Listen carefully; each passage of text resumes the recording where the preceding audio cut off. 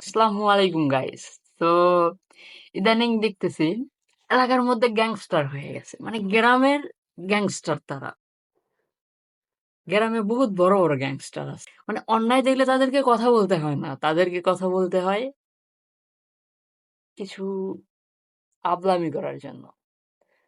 তারাই তো গ্রামের গ্যাংস্টার, যারা দুই টান বিড়ি সিগারেট আর গাঞ্জা খায় নিজেকে ভাবে বহুত বড় গ্যাংস্টার। আসলে কথা বলার আমার কোনো ইচ্ছা ছিল না, তো আবার আমি কথা বললে আগুন লাগা যায়।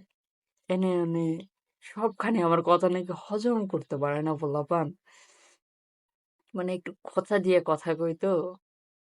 তো বলি কি, ভাই তুমি তো আবার গ্রামের গ্যাংস্টার, তো একটু এদিক ওদিকেও দেখো, তোমার আশেপাশে কত অন্যায় হচ্ছে, কত কি হচ্ছে না হচ্ছে, একটু অন্যায়ের বিরুদ্ধে কথা বলো। তুমি কেন, তুমি একজন গ্যাংস্টার, গ্যাংস্টার হবে গ্যাংস্টারের মতো, তাহলে তো তোমার মূল্যটা বাড়বে নাকি?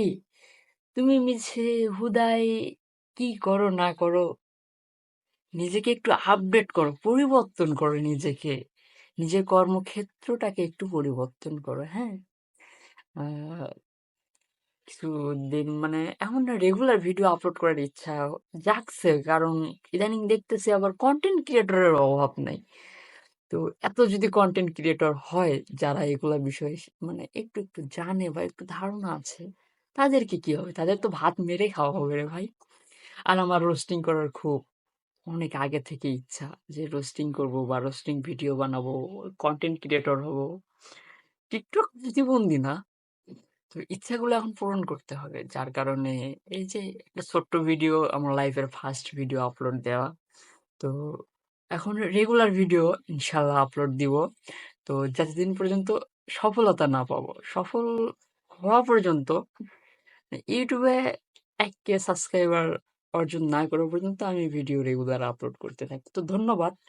উম, অন্য কোনো দিন আসবো সুন্দর একটা ইন্টারেস্টিং ক্যারেক্টারকে নিয়ে, মানে টিকটকার প্রতিবন্ধী বা ভালো মন্দ কিছু মানুষকে একটু কথা শোনানোর লাইগা আসবো। ধন্যবাদ, টাটা, বাই বাই।